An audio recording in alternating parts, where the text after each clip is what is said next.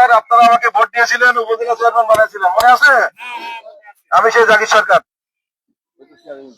ত্রয়োদশ জাতীয় সংসদ নির্বাচন উত্তাসন্ন, এই মাসেরই 12 তারিখে ভোট হবে, ঠিক তো? আপনারা সবাই ভোট দিবেন তো? তিনবার আমরা ভোট দিতে পারি নাই। 2018 সালে আমি ধানের শীষে প্রার্থী ছিলাম, কিন্তু আমাকে এইভাবে আপনাদের সামনে আসতে দেওয়া হয়নি। আপনারাও ভোট দিতে পারেন নাই। দিনের ভোট রাতে হয়েছিল, ঠিক তো? এবার কিন্তু সুষ্ঠু সুন্দর নির্বাচন হবে। আমরা কোন মার্কায় ভোট দেব? ভোট দেব কিসে? ভোট দেব কিসে? ভোট দেব কিসে?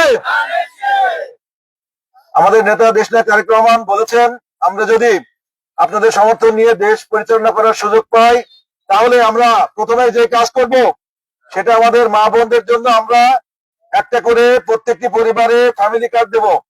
আপনারা শুনেছেন মা বোনরা? ফ্যামিলি কার্ড, এই ফ্যামিলি কার্ডে কি হবে? ফ্যামিলি কার্ডে আপনারা প্রতি মাসে 2500 টাকা করে সরকারি সহায়তা পাবেন, অথবা সমপরিমাণ মূল্যের খাদ্য সামগ্রী পাবেন। কারণ আমরা জানি আমাদের বাংলাদেশে ধনী দরিদ্র প্রত্যেকটি পরিবারের মা বোনরা শুধুমাত্র আর্থিক কারণে বৈষম্য এবং বঞ্চনার শিকার হয়, ঠিক কিনা? ধনী দরিদ্র সব পরিবারে। তাই আমাদের মা বোনদের এই বৈষম্য বঞ্চনা থেকে মুক্তি দেওয়ার জন্য, নিষ্কৃতি দেওয়ার জন্য আমাদের নেতা এই দেখেন, এই যে এই ফ্যামিলি কার্ড প্রত্যেকটি পরিবারে দেওয়া হবে। এই ফ্যামিলি কার্ড নেওয়ার জন্য কোনো চেয়ারম্যান, মেম্বার, কোনো নেতার কাছে যাওয়া লাগবে না। আপনাদের যেমন ন্যাশনাল আইডি কার্ড আছে, ঠিক একই ভাবে আপনারা ঘরে বসে বাড়িতে থেকে এই ফ্যামিলি কার্ড আপনারা পাবেন। এবং এই কার্ডের মাধ্যমে আপনারা যে টাকা পয়সা পাবেন, সেই টাকা দিয়ে আপনাদের সন্তানদের লেখাপড়া করাতে পারবেন, আপনাদের সাংসারিক খরচ মেটাতে পারবেন, কেউ সঞ্চয় করে সেটা বিনিয়োগ করতে পারবেন, অথবা কেউ হাঁস মুরগি গরু ছাগল কিনে আপনারা আপনাদের সংসারের আয় উন্নতি বরকত বাড়াতে পারবেন, ঠিক তো? কিন্তু শোনেন, একটা গোষ্ঠী আছে যারা ইতিমধ্যে ঘোষণা করছে, বলছে আপনাদের কাছে এসে যে কোনো একটা বিশেষ মার্কায় ভোট দিলে বেহেশতে যাওয়া যায়। বলেছে কেউ? অনেকেই বলছে। বেহেশতের মালিক কে? দুনিয়ার মালিক কে? বেহেশতে পাঠানোর মালিক কে? মানুষ বেহেশতে দিতে পারে না। যারা এই সমস্ত কথা বলে তারা ভণ্ড, তারা প্রতারক, তারা মুনাফিক। তাদের কথা বিশ্বাস করবেন না। আমরা যারা মুসলমান, আমরা জানি বেহেশতে যেতে হলে আগে ঈমান আমল ঠিক করা লাগে, ঠিক কিনা? ঈমান আমল ঠিক করতে হবে, নামাজ রোজা করতে হবে, ইবাদত করতে হবে। এসব ঠিক থাকলে আল্লাহ রাব্বুল আলামিন পরকালে বেহেশতে দিবেন, তাই তো? এই জন্য ভণ্ড, প্রতারক, মিথ্যাবাদীদের কথা আপনারা বিশ্বাস করবেন না। আপনার ধানের শেষে ভোট দিবেন, আপনাদের আমরা প্রতিটি পরিবারে একটা করে এই ফ্যামিলি কার্ড আমরা পৌঁছে দেবো ইনশাআল্লাহ। আর এখানে যে আমাদের কৃষক ভাইরা আছেন, আমরা জানি আমাদের দেশের 70 থেকে 80% কৃষক। আমাদের দেশের সমৃদ্ধি, উন্নয়ন নির্ভর করে কৃষি এবং কৃষকের উপরে। আপনারা যারা মুরব্বী আছেন, আপনারা দেখেছেন শহীদ রাষ্ট্রপতি জিয়াউর রহমান ক্ষমতায় আসার পরে প্রথমে কৃষি এবং কৃষকের উন্নয়ন করেছিলেন।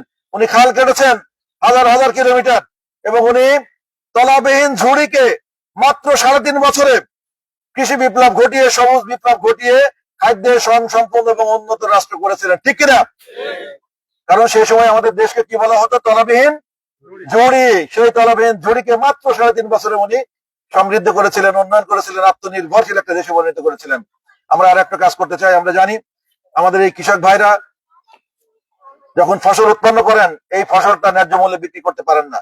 তাই আমরা কৃষক ভাইদেরকে আমাদের মা বোনদের মধ্যে একটা কৃষি কার্ড আমরা উপহার দেবো। এই যে কৃষি কার্ডের নমুনা, এরকম একটা কৃষি কার্ড উপহার দেবো। এই কৃষি কার্ডের মাধ্যমে আপনারা আপনাদের উৎপাদিত ফসল, উৎপাদিত পণ্য সঠিক মূল্যে, ন্যায্য মূল্যে আপনারা সরকারের কাছে বিক্রি করতে পারবেন।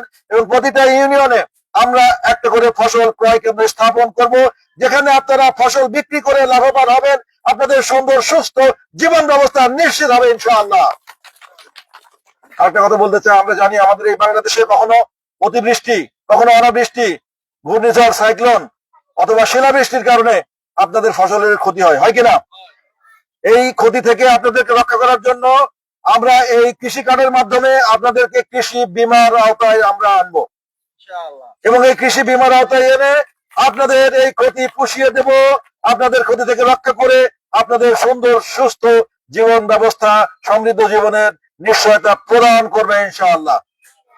এখানে আমাদের অনেক তরুণ যুবক আছেন। আমরা জানি এই বাংলাদেশের প্রায় 2.5 থেকে 3 কোটি বেকার আছে।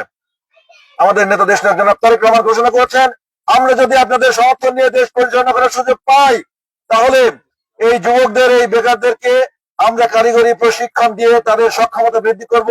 তাদেরকে বিভিন্ন বিদেশি ভাষা যেমন চাইনিজ, জাপানিজ, কোরিয়ান এইগুলো আমরা শেখাবো। আপনারা ইতিমধ্যে জেনেছেন যে যে সমস্ত মানুষ চাইনিজ, জাপানিজ, কোরিয়ান ভাষা জানে, তাদের অন্য কোনো দক্ষতা, শিক্ষাগত যোগ্যতা না থাকলেও তারা ওই সমস্ত সংশ্লিষ্ট দেশে যেয়ে তারা ভালো বেতনের চাকরি পেতে পারে। জানেন তো এটা? তাই আমাদের তরুণদেরকে, আমাদের যুবকদেরকে এই ধরনের ভাষা আমরা শেখাবো, তাদের কারিগরি প্রশিক্ষণ দিয়ে তাদের সক্ষমতা বৃদ্ধি করব এবং এর মাধ্যমে দেশে এবং বিদেশে তাদের কর্মসংস্থানের ব্যবস্থা ইনশাআল্লাহ আমরা করব। আর যতদিন আমরা তাদের এই কর্মসংস্থানের ব্যবস্থা করতে না পারবো, ততদিন তাদেরকে আমরা বেকার ভাতার ব্যবস্থা করবো ইনশাআল্লাহ। আমাদের আশেপাশে অনেক আলেম আছেন, খতিব আছেন, মুয়াজ্জিন আছেন। আমাদের নেতা ইতিমধ্যে ঘোষণা করেছেন যে আমরা ইসলামের প্রচার প্রসারের জন্য আমাদের এই আলেমদেরকে, আমাদের এই খতিব মুয়াজ্জিনদের সরকারি ভাবে তাদের সম্মানের বেতনের ব্যবস্থা ইনশাআল্লাহ আমরা করব।